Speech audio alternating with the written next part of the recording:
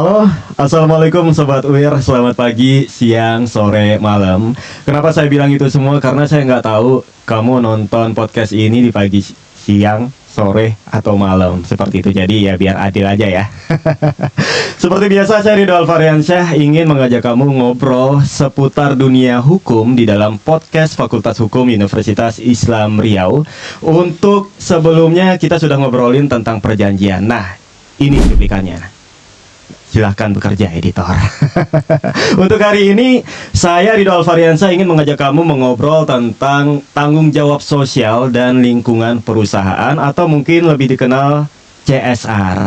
Apa itu CSR? Lalu mungkin ada juga yang beranggapan di dalam masyarakat CSR itu adalah bantuan sosial kepada masyarakat untuk membantu gratis pokoknya, atau mungkin ada yang bilang CSR itu adalah amal. Padahal nggak hanya itu saja Sobat UIR, karena CSR pasti di dalamnya ada tanggung jawab perusahaan, ada etika bisnis, dan ada juga yang namanya strategi perusahaan. Untuk itu hari ini saya tidak sendirian, saya sudah bersama dengan narasumber yang ahli dalam bidang corporate social responsibility. Ayo kita sapa dulu.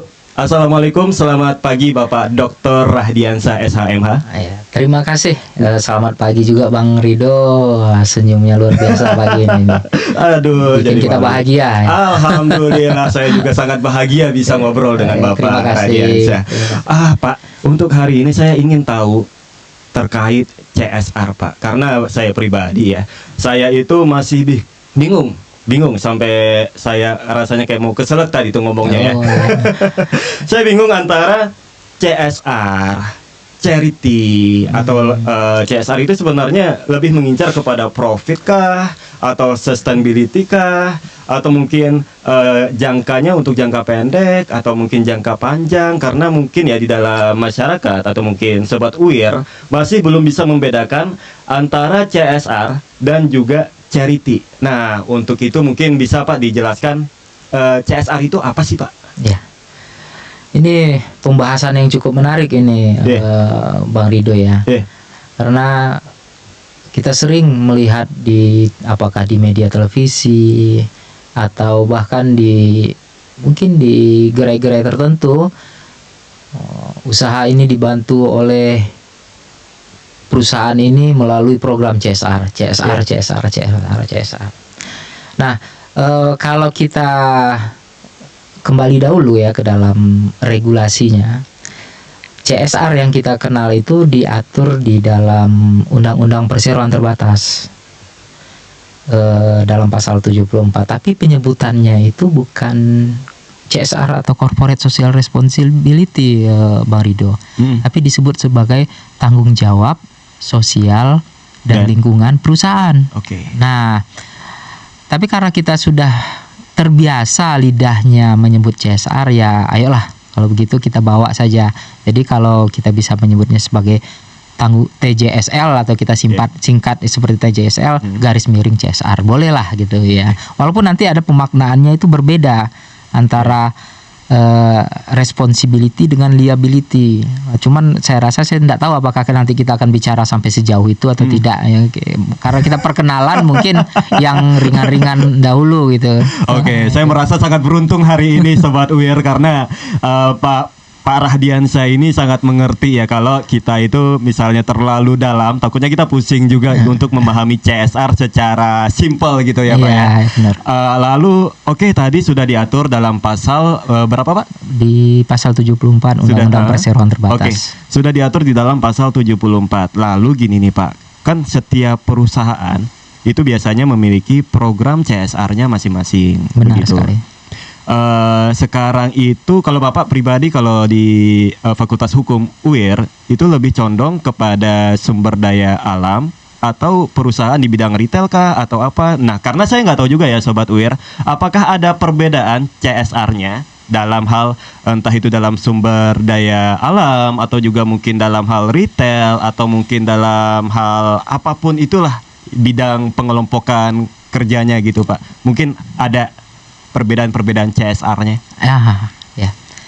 Ini pertanyaan yang menarik dan bahkan mendasar ini, Bang Ridho ya. Ini CSR siapa sih yang melaksanakan CSR, Kang? Kesana Betul, dulu. betul. Nah, di dalam undang-undang PT CSR itu diwajibkan. Ingat kata ini diwajibkan. Ya. Kalau wajib itu kalau sholat ya wajib, enggak ada ya. Gitu loh, ya kan? Nah, ini wajib. Diwajibkan kepada perusahaan yang bergerak Ya.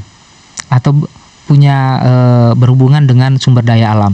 Iya. Nah, kalau kita pikirkan dia bergerak di sumber daya alam, mungkin di kepala Bang Rido berpikir, oh ini perusahaan tambang, ini perusahaan perkebunan, Iya. karena dia bergerak di sumber daya alam.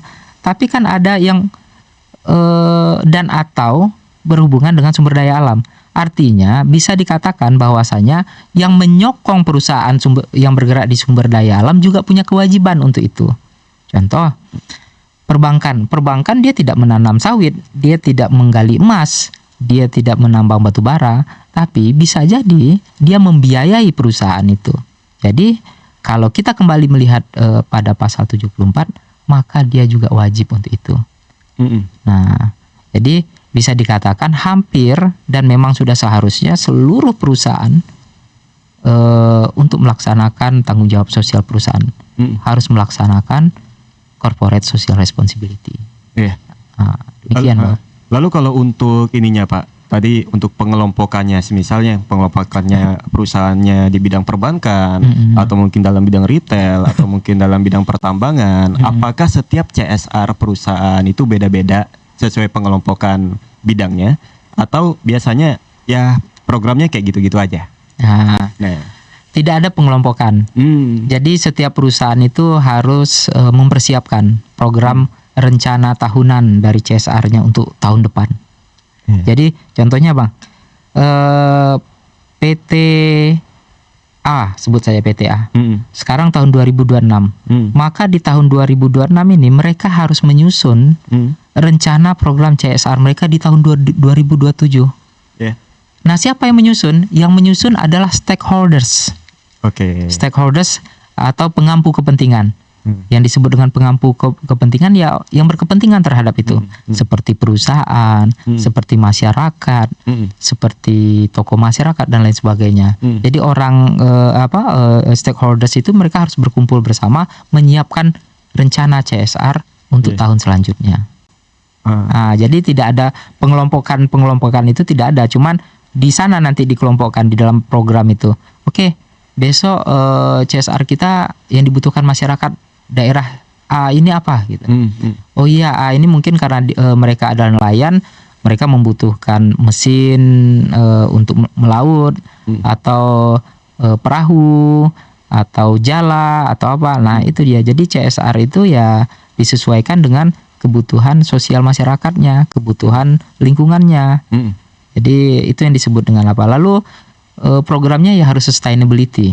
Sustainability ini maksudnya berkelanjutan atau lestari lah bahasa bagusnya, berkelanjutan. Iya. Tapi gini Pak, kalau di dalam lingkungan masyarakat ya Sobat UIR banyak juga kayak mungkin perusahaan-perusahaan nakal ya Pak ya. Perusahaan nakal yang dia itu buat program, sebenarnya ini masuk ke dalam kategori charity. Nah, tapi dia bilang itu adalah program CSR. Iya. Mungkin bisa nggak sih Pak kayak biar Sobat UIR atau juga mungkin siapapun yang menonton podcast Fakultas Hukum Universitas Islam Riau bisa membedakan mana yang CSR, mana yang charity Pak. Ini akan ada satu tambahan lagi nih kalau caranya. Menurut saya bukan perusahaan nakal sih sebenarnya. Cuman guideline-nya saja. Yang CSR itu apa sih yang harus dilakukan gitu loh. Dalam bidang apa? Sebenarnya setelah di CSR, di dalam CSR itu ada lagi namanya ESG, ESG, Environmental Social Governance. Nah, itu ada goal-goal. Kalau tidak salah itu ada 17 goal dari CSR itu.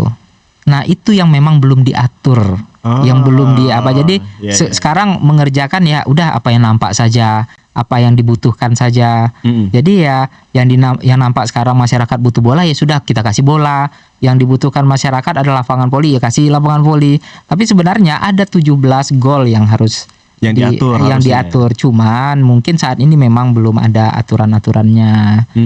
Karena ESG ini mulai dikenal ya setelah undang-undang PT lahir dan dia memang ya harus diperbaharui sih.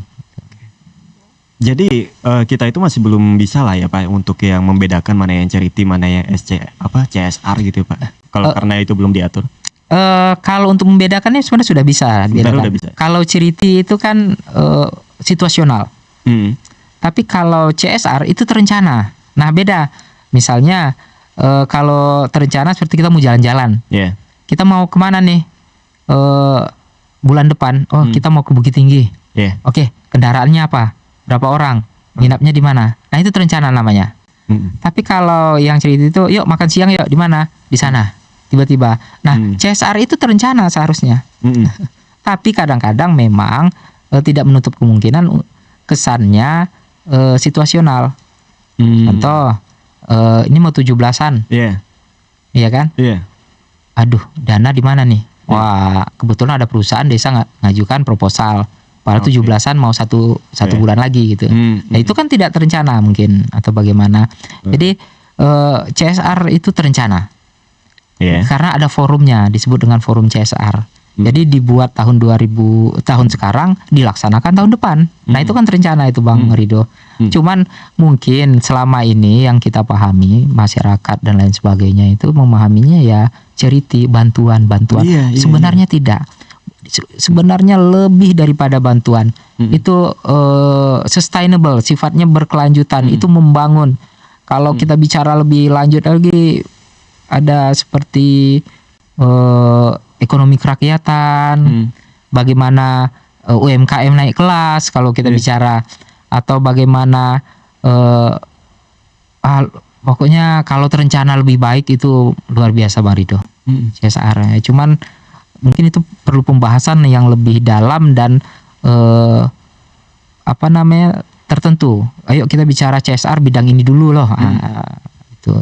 Tapi lalu kalau untuk perusahaan Pak, ini dalam bidang perusahaan ya. Ini kan CSR itu banyak yang beranggapan kalau adalah bentuk bantuan kepada masyarakat. Ya kalau di dalam logika kita ya Sobat UIR, yang namanya bantuan berarti kan perusahaan mengeluarkan uang ya Pak, mengeluarkan uang, dana dan lain sebagainya, dan juga ya keringat lah ya Pak ya. Apakah sebenarnya perusahaan itu dalam hal program CSR-nya perusahaan itu mereka memiliki mendapatkan profit apa tidak? Ya. Jadi pastinya begini, CSR itu tidak merugikan siapa-siapa, tidak merugikan perusahaan, tidak merugikan masyarakat, juga tidak merugikan planet. Kenapa planet? Karena kita kan bicara tanggung jawab sosial lingkungan perusahaan. Bicara tentang lingkungan, kita bicara tentang lingkungan hidup, kita bicara tentang naturalis. Nah, jadi kalau kita pikir selama ini ini duit keluar nih, bantuan ini tidak. Ini saya kasih analogi ya, Bang Rido ya. Contoh nih, kalau saya punya satu usaha, saya tidak menyebutkan perusahaan, tapi kalau saya punya usaha mungkin di lingkungan Bang Rido lah, di RT Bang Rido atau di kampung Bang Rido, di RW Bang Rido. Lalu perusahaan bikin kerupuk, contoh saja, analogi sederhananya. Lalu saya butuh bahan baku. Lalu saya berdayakan masyarakat sekitar. Saya butuh bahan baku nih. Siapakah yang bisa bantu saya untuk memasok bahan baku? Oh saya Pak. Oh saya butuh pekerja nih. Siapa yang bisa bekerja di tempat saya? Saya Pak. Saya butuh ini. Saya Pak. Jadi satu masyarakat itu bekerja untuk usaha kerupuk saya.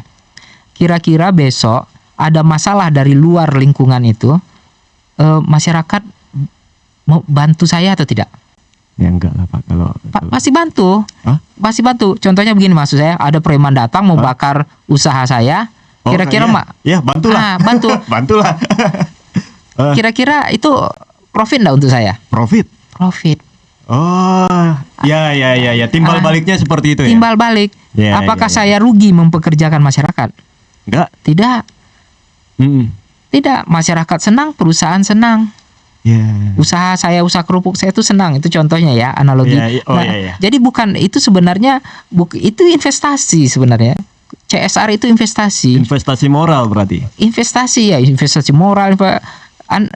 Kita tidak perlu lagi, mungkin kalau amannya tidak perlu lagi nih, saya butuh pengamanan atau biaya uang, tidak perlu lagi. Masyarakat itulah yang akan itu untuk memahaminya secara sederhana ya.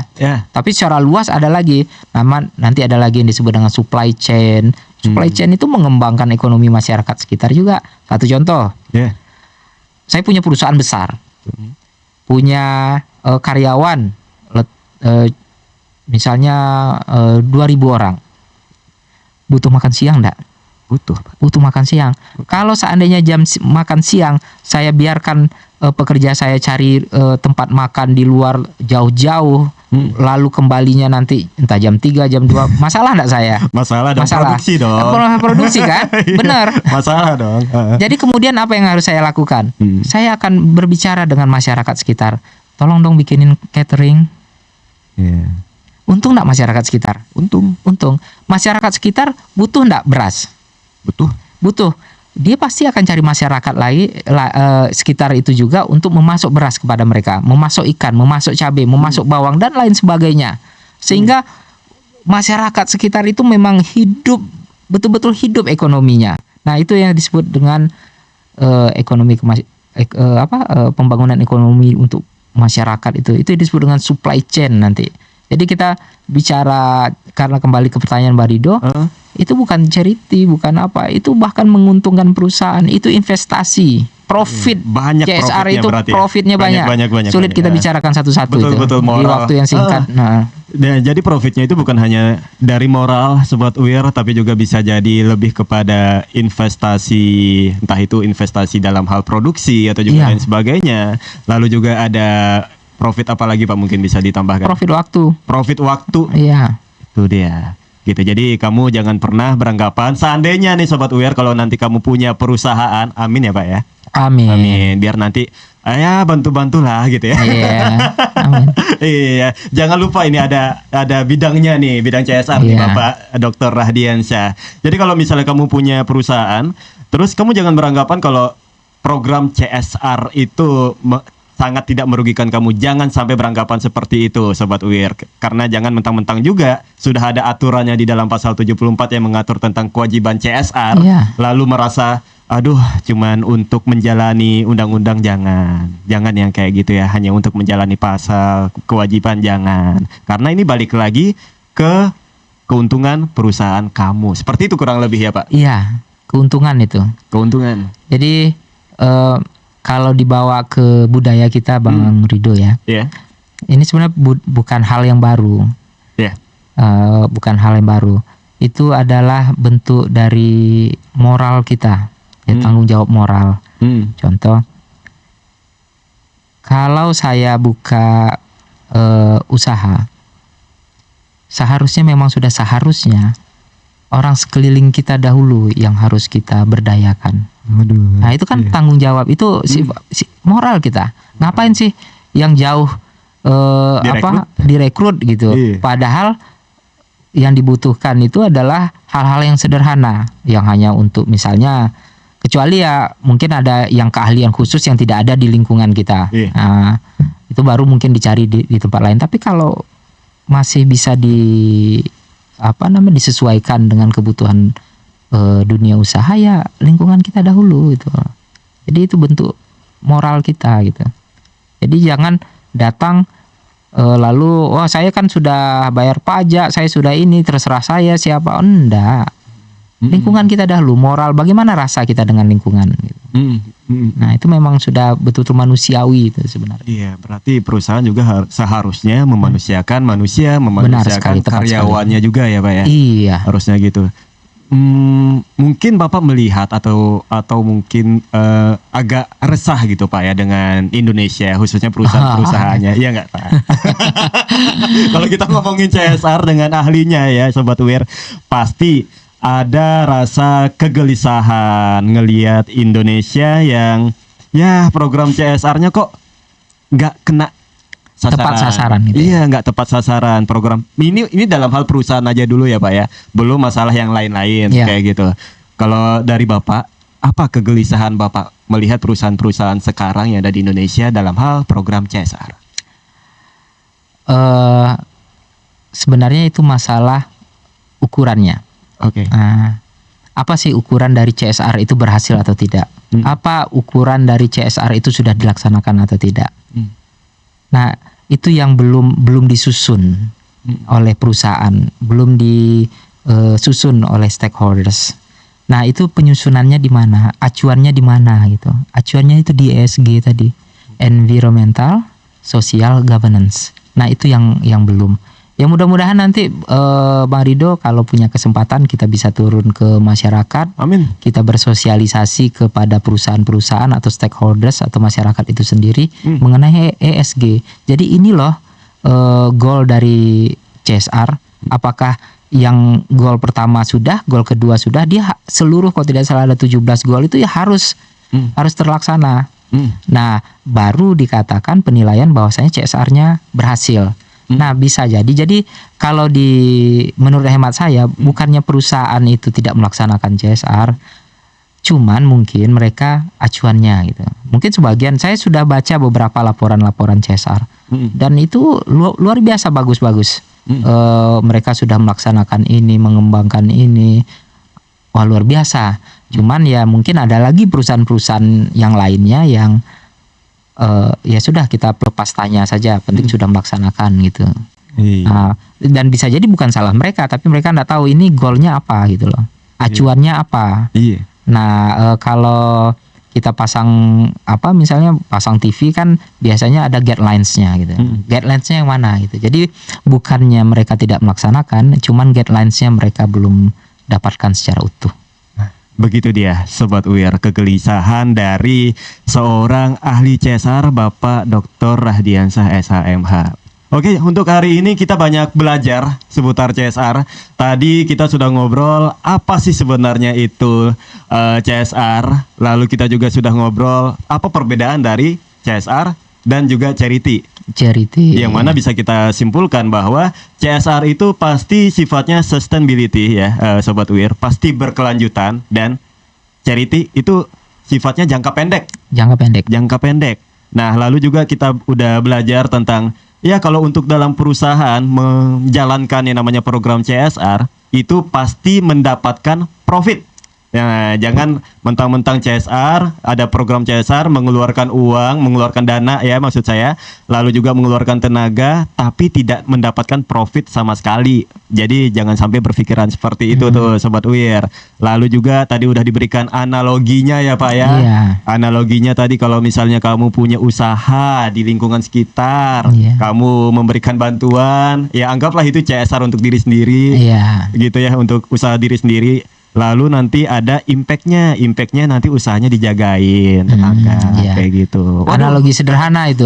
Iya, banyak banget untuk hari ini pelajaran yang saya terima dan juga Sobat UIR Pak Dr. Rahdiansah. Terima kasih sekali Pak. Terima kasih juga atas kesempatannya Pak Rido ya. Semoga bermanfaat bagi para penonton podcast Fakultas Hukum Universitas Islam Riau. Betul, amin. Dan untuk kamu Sobat UIR, kalau misalnya pengen bertanya-tanya lebih lanjut, mau mempertanyakan tentang CSR dan lain sebagainya, boleh banget untuk follow aja Instagramnya Bapak Dr. Rahdiansah. Apa Pak? Rahdiansah.id. Rahdiansah.id. Mungkin boleh Bapak Dr. Rahdiansah sambil melihat kamera. Oh iya. Instagram saya Rahdiansah.id atau rahdiansah.id ya. Silakan follow di sana, bisa tanya-tanya, kirim pesan. Nanti saya insya Allah akan saya jawab dengan senang hati. Nah, begitu dia Sobat UIR. Atau kamu juga bisa ya komen di post kami, entah itu di Instagram atau juga mungkin di YouTube, dimanapun itu yang akan nanti kami post. Kamu bisa bertanya di situ. Nanti kalau bukan Bapak Rahdiansah menjawab, mungkin bisa jadi ada dosen-dosen yang lainnya ya ahli di dalam bidang CSR seperti itu. Dan sekarang waktunya saya Rido Alfa pamit dan Bapak Rahdiansah pamit juga undur diri Sobat UIR. Assalamualaikum warahmatullahi wabarakatuh. Terima kasih.